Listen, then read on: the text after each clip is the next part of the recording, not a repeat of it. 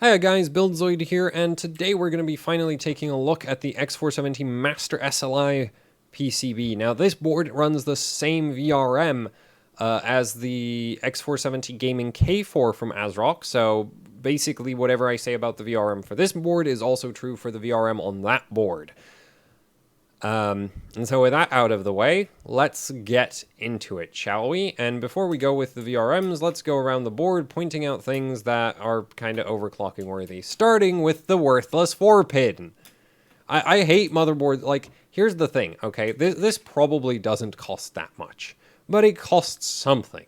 And on a board of this caliber, it does literally nothing because the 8-pin is good for like 480 watts. Okay, it can easily handle 480 watts. You know what can't handle 480 watts? This VRM right here. Like, this VRM right here has no chance in a million years of passing 480 watts. I'd really love to know why this motherboard needs a pin, like an extra 240 watt power connector next to that. Like, really? Really? Oh, and that's ignoring the fact that a 2700X tops out around 250, 60 watts. And at that point, it's borderline uncoolable. So, you know, it's just like, yeah, we really need that extra 4-pin. That's definitely a good engineering decision right there. That is totally not a waste of budget. You know, this is totally not a waste on this board. So that can just, you know, disappear. Does not belong on this motherboard because this thing, like, it's not like you're ever gonna even run it on LN2 because this board just sucks for that kind of thing. So that doesn't need to be there. Next thing, the K4 has a postcode. This doesn't, as you can clearly see. So the gaming K4 does have a postcode, which is nice. This doesn't, which is not nice. There's also no debug LEDs to make up for the lack of a postcode. For comparison, the Gigabyte motherboard and the MSI motherboard at this price point, so the X470 Gaming Plus as well as the Gigabyte Ultra Gaming, both have debug LEDs. Not a postcode, but at least debug LEDs. So, you know, bonus points right there. For MSI and Gigabyte, negative points for Asrock here. There's one BIOS chip. It's right here. It's not socketed. There is a BIOS, there's a header right above it. So, you know, if you knew the pinout on that, you could fix like a bad BIOS flash with like a Raspberry Pi or something. The thing is, I'd say most people who buy this board may or may not, like, most people probably aren't technically, you know, aren't really interested in doing that kind of thing, which is why I'd still prefer if the board just had a socketed BIOS chip. Or two of them. You know, either of those works. 2 BIOS chips and a switch, or a socketed BIOS chip, so that if you brick the board, then you can just ask the RMA department to send you another chip. Because then you can just swap the chips out and you're sorted. You don't need to do anything after that. So, yeah, that's that. Oh yeah, I've hooked up some voltage monitoring wires to the board just you know, to do my usual testing, so you can just ignore all of that. It doesn't come with those. These are the heat sinks for the board. They don't look very heatsink. I mean, there's some fins on like the back here, but they're like there could be more fins. Like, these could definitely have a lot more surface area than what they come with. And considering the MOSFETs that this board is running, I think that these are actually also like, these are concerning, because I've had other boards where admittedly the heat sinks didn't, well, probably were actually around the similar amount of surface area. Well, actually no, MSI's heatsinks might have been just straight up better than these. But, well, these aren't the worst. They're better than what Asus put on the X470 Prime Pro, but I'm not sure how they compare to the MSI or the Gigabyte ones. I think the Gigabyte heatsinks actually look better in terms of, like, cooling capabilities, not actual, like, looks. That's not what we're here to talk about.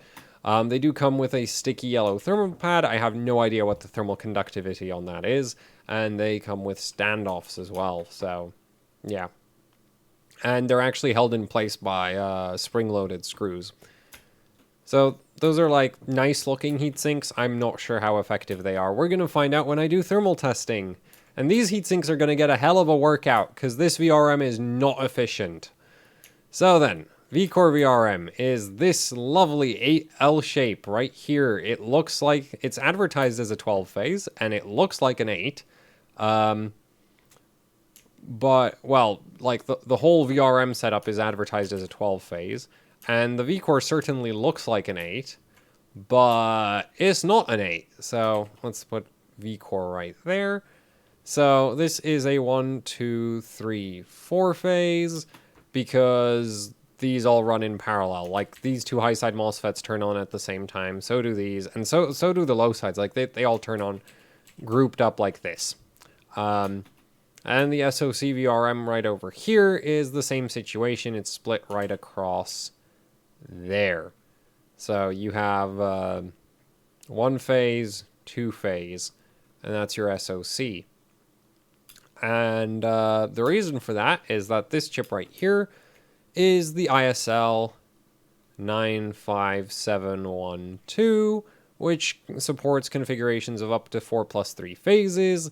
It has it actually directly drives MOSFETs on both the SOC output and the VCore output. You can't double off of this. If this just spat out PWM signals, you could double on it. But then you'd also need to buy drivers. Well, more drivers than you need to buy without, like, with this chip. Because right now, basically, you buy an ISL 95712, and then there's, like, 1 driver over there, and there's 2 drivers down here.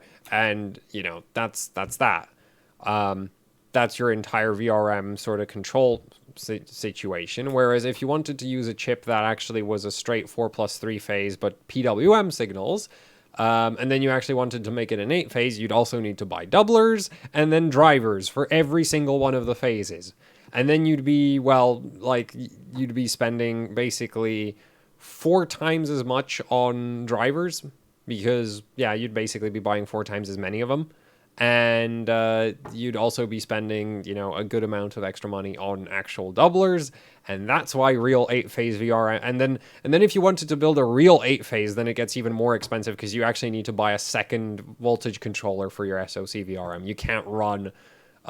There's no chip that I'm aware of that is compatible with the AM4 socket that runs 8+ something phases. You can just buy like a 35201, which is an 8 phase, and then you'd need to buy like a 35204 to go with it. So that's why when a motherboard advertises being an 8 phase, you should be very suspicious because making a real 8 phase is extremely expensive, which is why they are so very, very rare. Generally, if something is advertised as a 4 phase, it's either it's a double, like if it's more expensive and advertised as an 8, it's a doubled up 4 with actual doublers, so like a 3599 or an ISL 6617, or some UPI semiconductor makes doublers as well, and so does On Semiconductor. I've just forgotten the part numbers for those. And if it's a cheaper board and it's advertised as 8 phases, it has 4 because they can't double most of these. So yeah, this is a 4+2 here, so it doesn't even use the +3 part there. And let's get to the MOSFETs, shall we? And this is where it gets really disappointing. So you have a high side and a low side, and then another high side and another low side. And the high side MOSFET is so you actually have 2 options because Asrock makes 2 different versions of this board. I assume it's to basically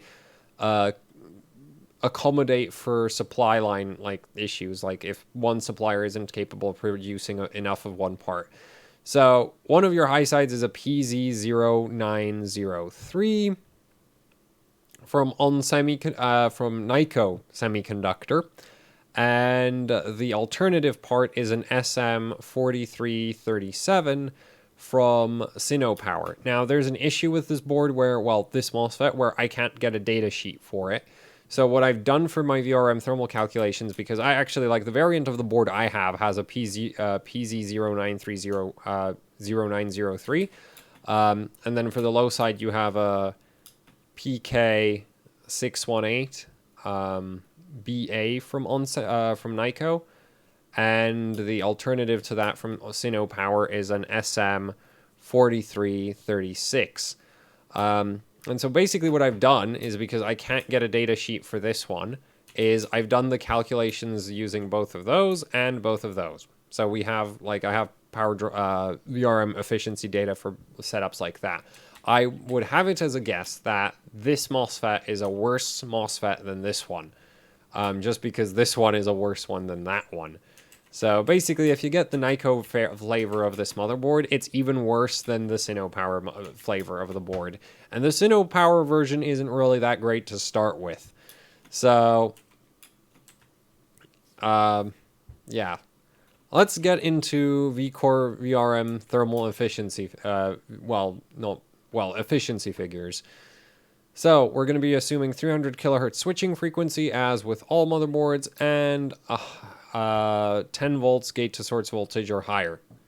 Because otherwise your low sides RDS on gets even worse. So actually, speaking of the RDS on, alright, I'm writing that wrong. RDS on. So for the PK618, you're looking at 5.5 milliohms, right? And for the SM4336, you're looking at 5.3 milliohms.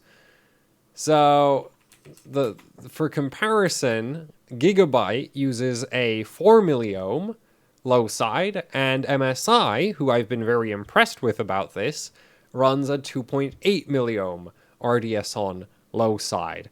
And to make things worse, both of them actually use the exact same sort of MOSFET quantity as Asrock does.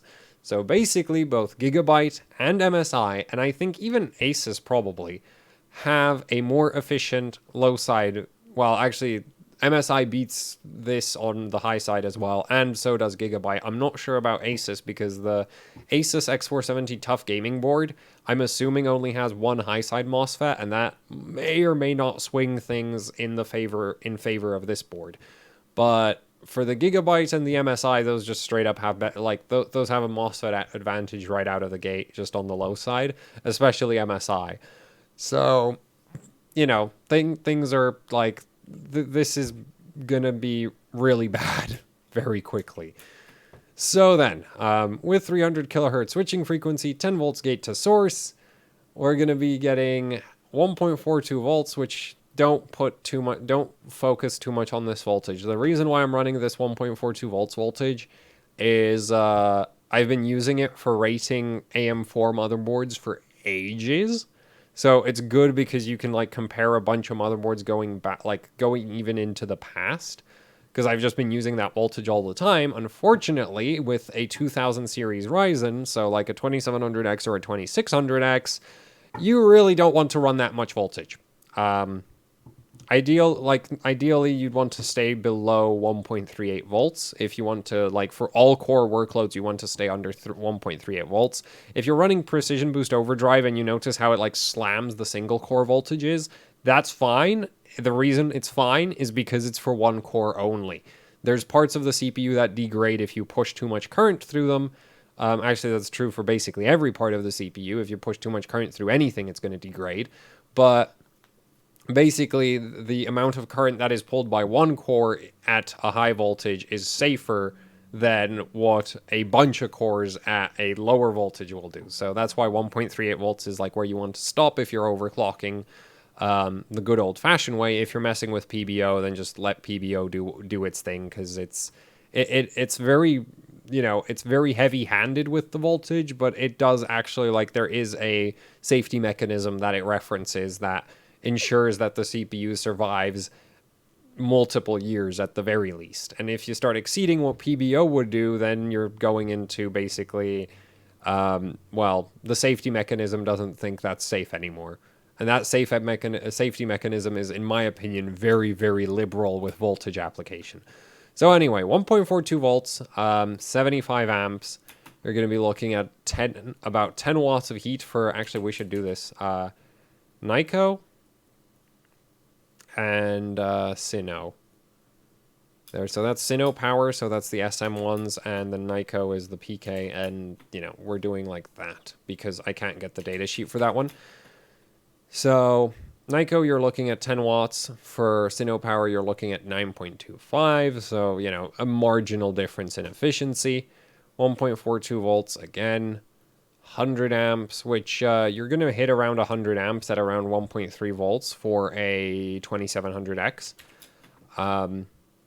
Yeah, around 1.3 volts, and you're going to be hitting 100 amps. At that point, this is going to be producing 16.5 watts with the Nyko semiconductor low side, and 15.25 watts on the Sino Power. And of course, these figures are rounded, so around there. And that's not particularly great. You know, this, like, 16.5 watts at 100 amps here is actually the same amount of current that the, same amount of heat that the MSI X470 Gaming Plus and the Asus X470 Prime Pro produce at 125 amps. So 25 amps higher, and they produce the same amount of heat as this. So this is not great. Now 1.42 volts, 125 amps. This is where things just kind of go to hell, so to speak. You're looking at 24.5 watts on the Nyko semiconductors and 22.5 watts for the Sino Power. So yeah, this basically produces about 8 watts more heat than like the MSI board. And it has a heatsink that I'm not sure is even like on par with the MSI board. So for that reason, if this ends up running way hotter than the MSI board, I will not be surprised at all. It's also worth noting that this current figure is actually not what you would like. This is probably what I'll end up testing on this motherboard because it doesn't have LLC when I do my thermal testing for the VRM. This doesn't have LLC. If you punch in 1.4 volts on this motherboard, you're going to be getting 1.33. Not, 1.42. But if you have a motherboard with LLC and you punch in 1.4 volts, which I, again, don't recommend that you actually run that, but I decided my VRM thermal testing parameters before I had realistic voltages, but it's only 20 millivolts higher, so it's not that far off. You can argue, and you can argue that it's like good for worst case scenario, like safety factor. If it doesn't overheat at 1.4 volts, it's definitely not going to overheat at 1.38. But anyway, so 1.4 volts on this board, you're going to get about 1.33. So basically, the only way I can see this motherboard hitting 1.4 is if I set it to like 1.5. Which is just absolutely ridiculous. It's also worth noting that at 1.4 volts, the 2700X doesn't pull 125 amps. It can pull as much as 145. Admittedly, that's Prime 95 small FFTs, but it will do that. And for something like Cinebench, it'll pull roughly, slightly less. Not that much less. Actually, for Cinebench, it might run around 125, 130, but because Cinebench is like, you can't really loop it like you can Prime 95, so yeah, this is really not good for this board. And at 1.38 volts, you'd still be looking at around like 135, 140 amps current output. So basically, this is not even like the final form of the VRM's heat output. But actually setting this VRM to output 1.38 volts is really difficult because there's no LLC, which I think is a good thing because that's basically a safety feature, right? Because if you punch in 1.38 volts into the BIOS, you're going to get 1.3 volts under load, and you're going to get around 100 amps, which is going to produce about 16.5 watts of heat, which these heat sinks might actually be able to dissipate. They will not be able to deal with that one. Right, like those heat output figures, I don't think they're going to be able to deal with. So, yeah. Now I'm starting to think that this might be a little bit low for 1.3 volts. Might be like 1.25.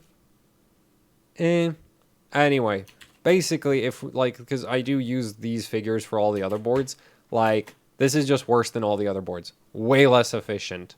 For like the other compared to the other X470 boards. Or even a bunch of the X370 motherboards.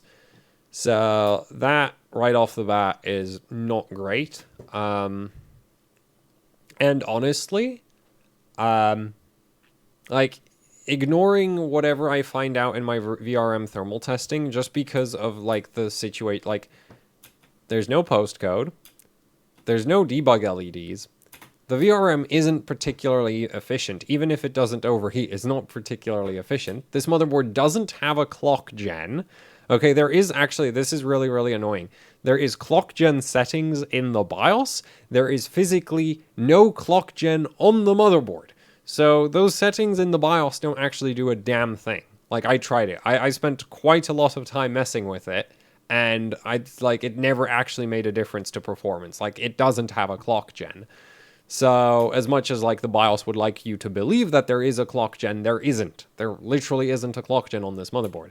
So it's like, so you can go buy a Gigabyte board, which has a slightly more efficient VRM, heatsinks that certainly look more substantial, and has a clock gen, and I'd argue that would be sort of my board of choice for the 2600X, because for a 2700X, I'd really prefer a stronger VRM.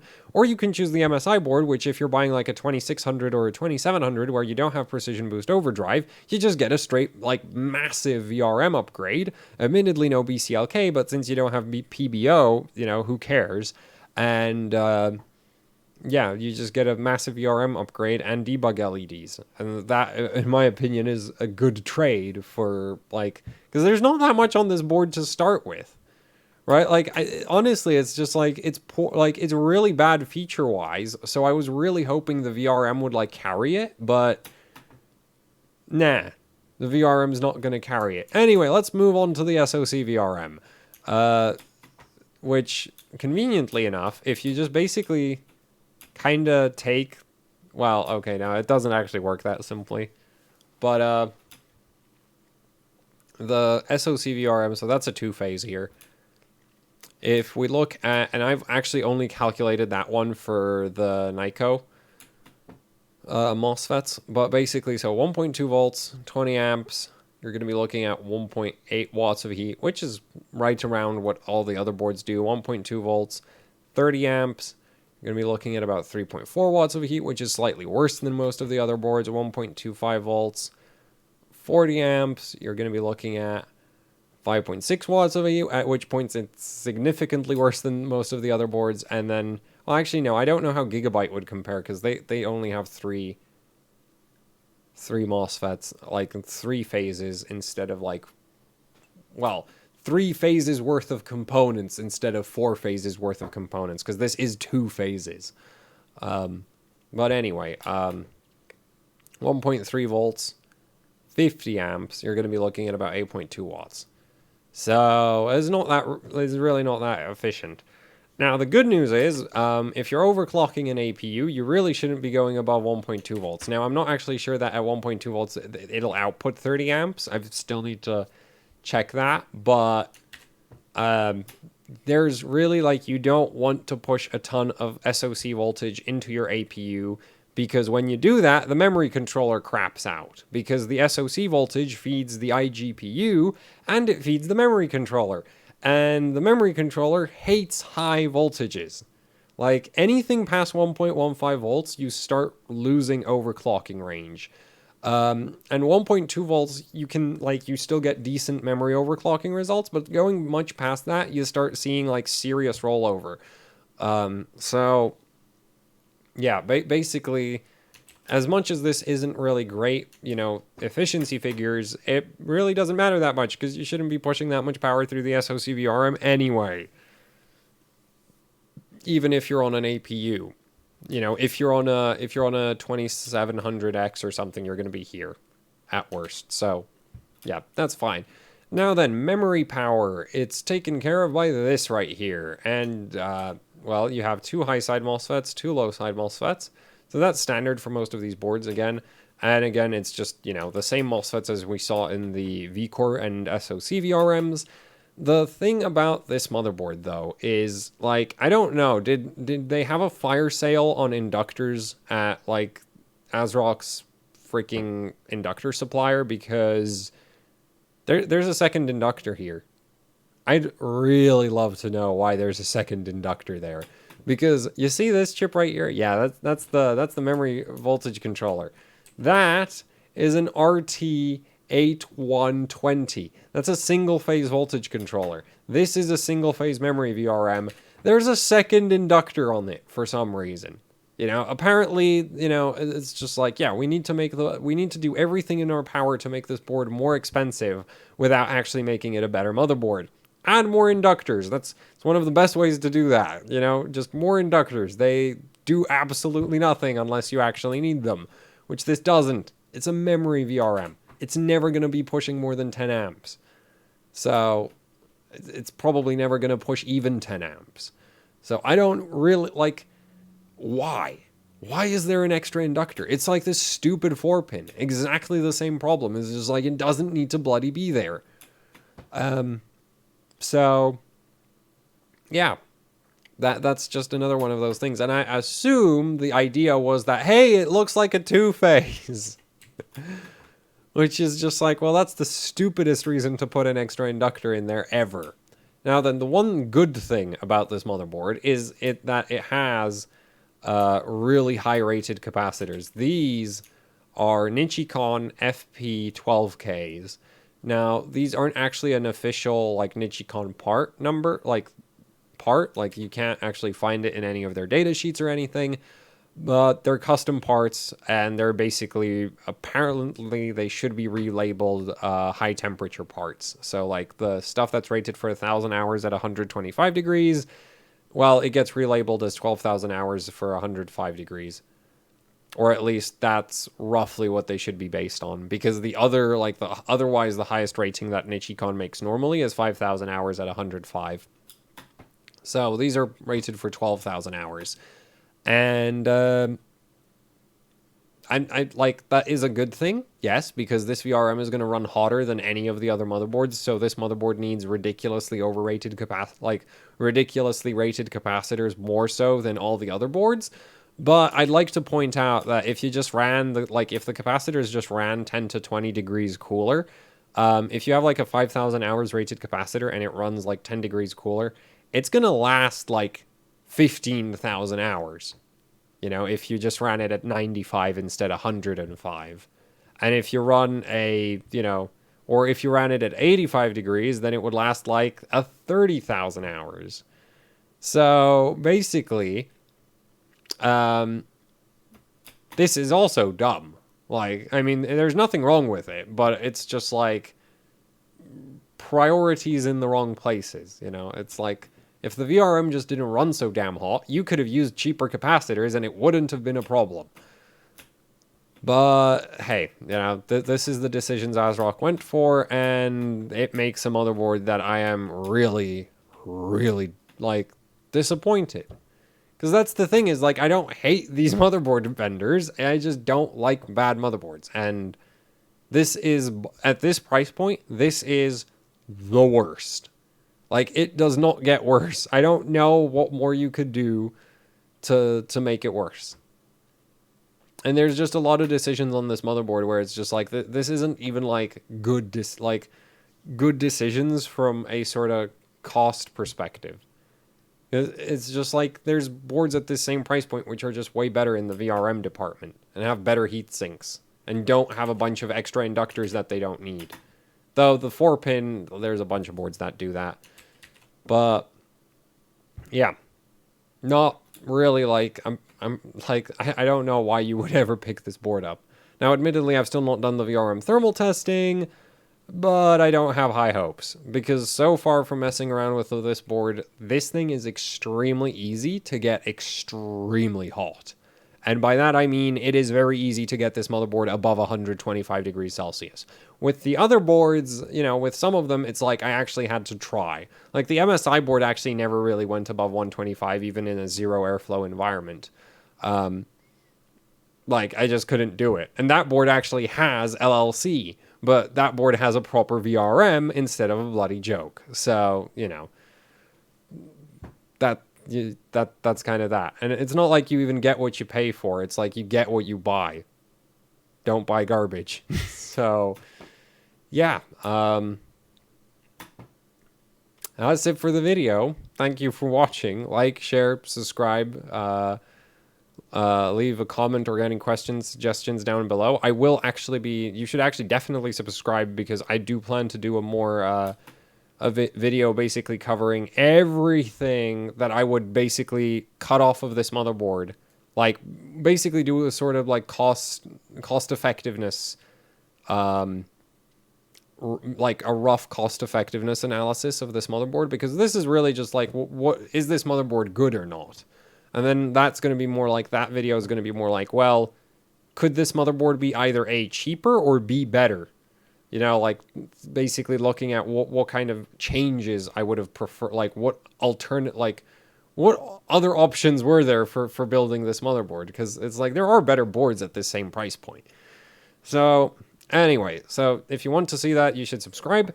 And if you'd like to support what I do here with actually hardcore overclocking, I have a Patreon, a PayPal, and there's t-shirts you can buy. You can find a link to all of that down in the description below. Those all help out immensely because, well, I tend to rip on motherboards, don't I? So, yeah. Also, if you have this motherboard, I'm going to point out it does have working temperature sensing in software. So it's not like you need to run and return it if you're running stock.